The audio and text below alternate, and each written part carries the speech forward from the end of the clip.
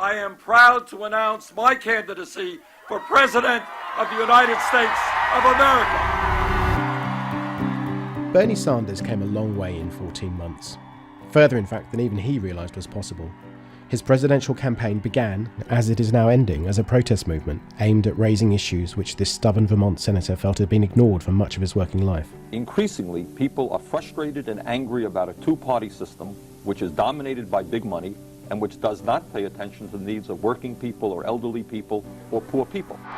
They're now firmly on the political agenda, perhaps for a generation.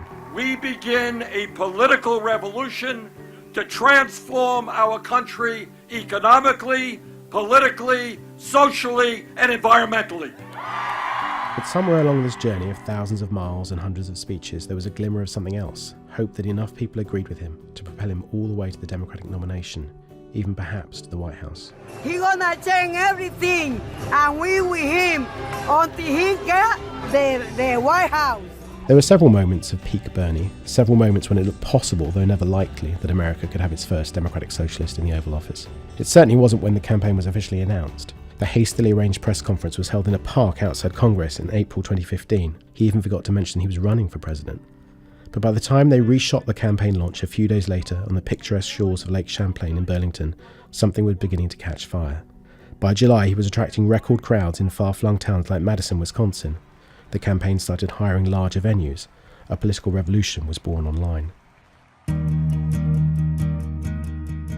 When I followed the campaign around Iowa in August, the excitement was palpable. It was to peak first during the state's caucuses at the end of January, when Bernie came within a whisker of beating Hillary Clinton. But even by the time of a euphoric victory party in New Hampshire a few days later, there was fears that on Super Tuesday, Clinton's southern firewall would prove unsurmountable. This setback was probably the moment the dream really died. But in the minds of supporters, there were other flickers of hope. In March, a finch landed on a podium at a rally in Portland, when this unlikely 74-year-old folk hero was nicknamed Birdie Sanders as he flew from state to state picking up surprise victories. In the end, he was to win 22 state elections, draw almost level in national opinion polls, and win a vast majority of young voters and independents. He may have lost the nomination race, but the battle of ideas goes on to the convention in Philadelphia, and he hopes the movement may still be unstoppable.